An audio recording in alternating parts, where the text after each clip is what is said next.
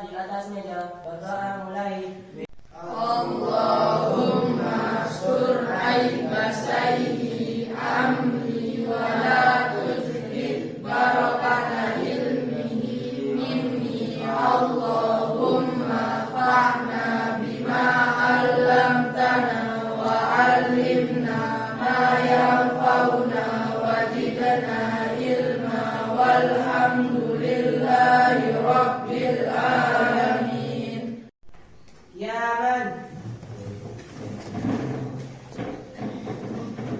Iktiraman salaman. Assalamualaikum warahmatullahi wabarakatuh. Waalaikumsalam warahmatullahi wabarakatuh. Jurusan. Sebelum pembelajaran kita mulai, saya absensi dulu ya, absensi kehadiran kalian. Abdul Aziz, Hadir Bu. Adin Putra, Hadir Bu. Adlan Fahrusi, Hadir Bu. Ahmad Rafael, Hadir Bu. Dede, Hadir Bu. Dila. Minggu lalu kita sudah mempelajari tentang alat-alat bersuci ya. Minggu lalu itu kita sudah membahas macam-macam alat yang bisa dipergunakan untuk bersuci. Salah satunya dengan air, yaitu dengan air apa saja? Air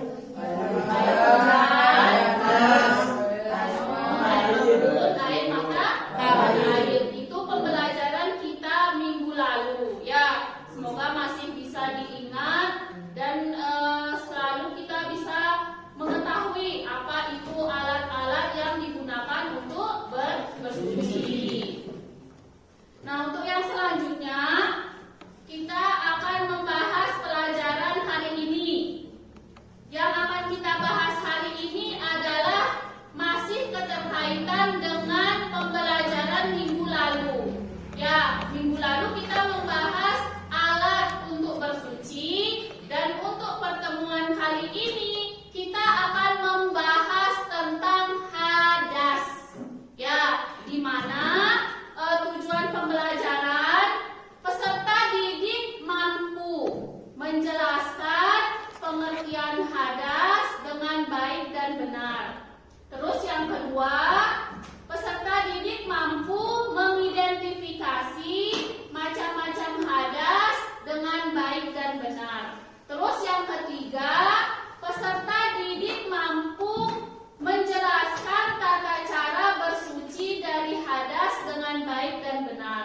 Terus yang keempat, peserta didik mampu mempraktikkan tata cara bersuci dari hadas dengan baik dan benar. Itu tujuan pembelajaran kita pada hari ini. Ya. Terkait materi, silakan kalian lihat di atas ya, atau di depan kalian. Kalian lihat di sini kita akan membahas tentang bersuci dari hadas. Ya, ini materi kita hari ini. Nah, terus selanjutnya di sini menurut bahasa, perhatikan ke depan ya. Menurut bahasa, hadas berarti perkara yang baru. Itu secara bahasa. Sedangkan menurut istilah, hadas adalah keadaan seseorang yang dianggap tidak suci menurut agama. Jadi orang yang sedang berhadas berarti orang tersebut tidak suci. Walaupun dia bersih, tapi masih dalam keadaan berhadas, itu tidak suci.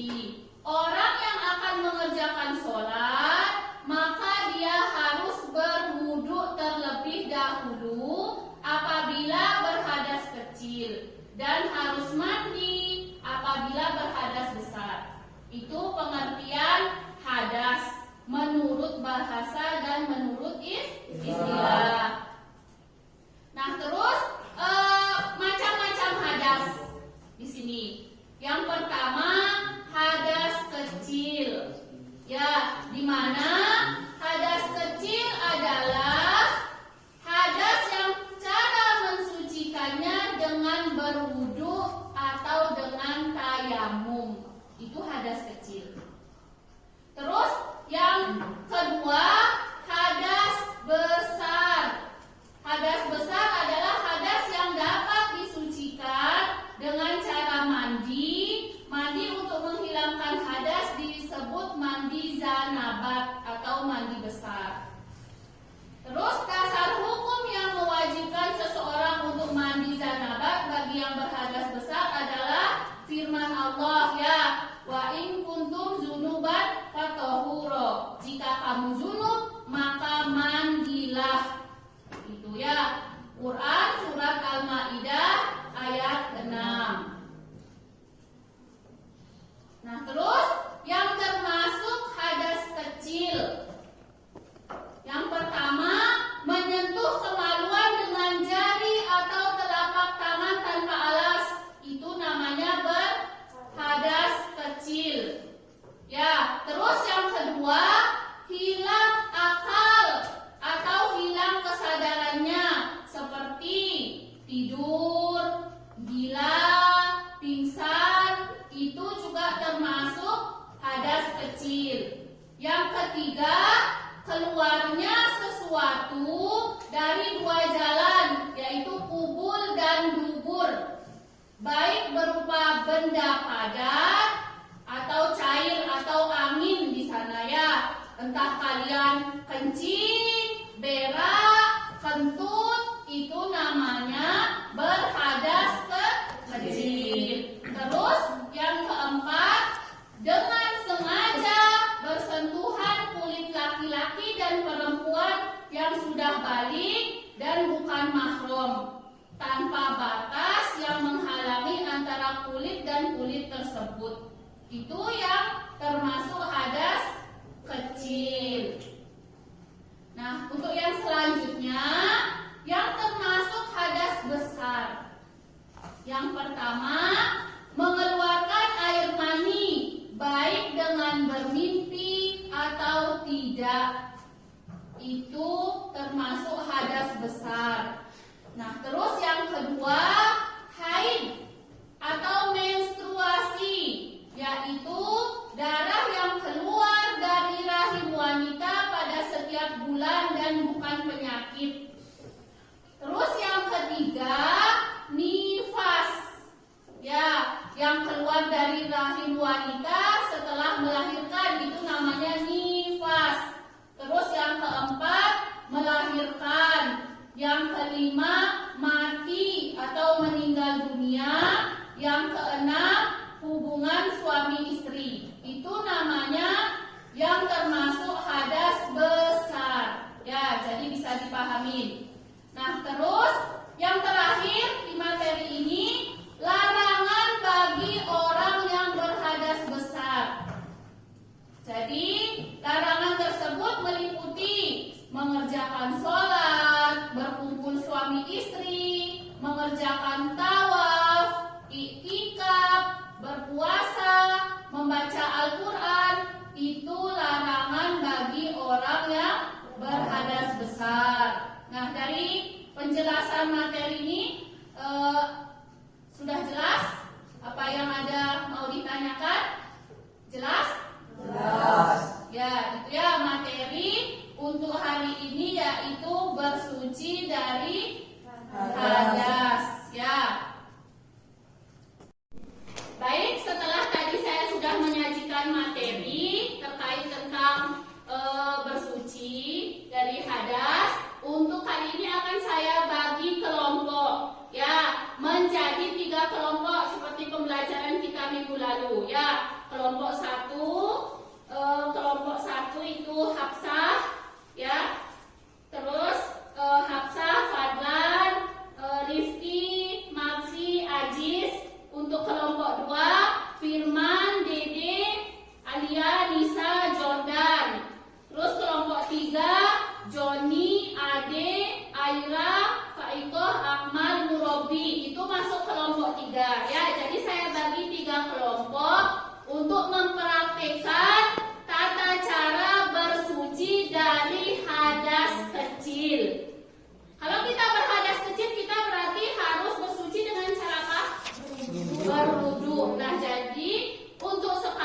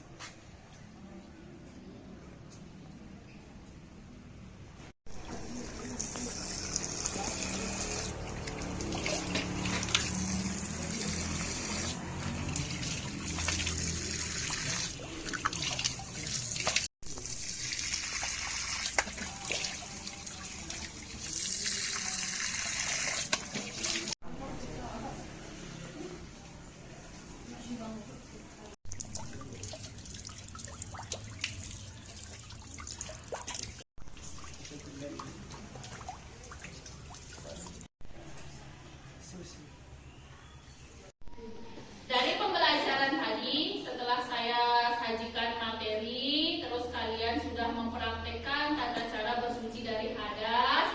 Yang kita praktekkan tadi itu cara bersuci dari hadas kecil. Ya, sekarang mungkin dari kalian, dari siswa, siswi bisa menyimpulkan materi yang sudah kita laksanakan hari ini. Siapa? Ya, silakan. Saya bisa menyimpulkan dari pembelajaran hari ini kalau hadas kecil itu bisa disesuaikan dengan cara berwudu. Oh ya, itu kesimpulan dari teman kalian ya. Disimpulkan bahwa pembelajaran hari ini bersuci dari hadas itu dibagi menjadi dua. Ya, yang pertama hadas besar. Kalau hadas besar kita bisa menyucikannya dengan mandi. Terus yang kedua berhadas kecil.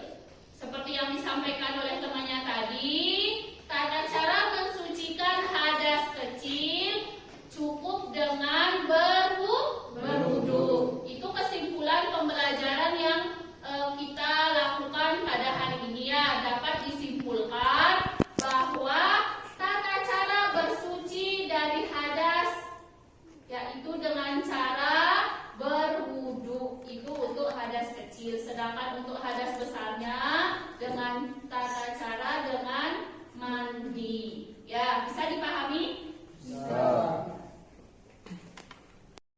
Baik, untuk selanjutnya ini ada lembar kerja.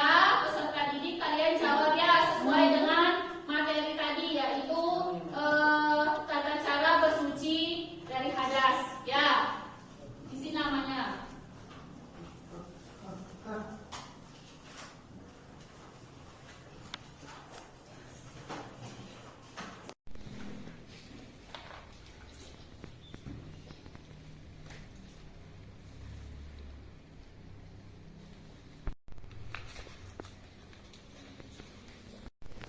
Baik, setelah kalian mengerjakan LKPD, sekarang dikumpulkan ya.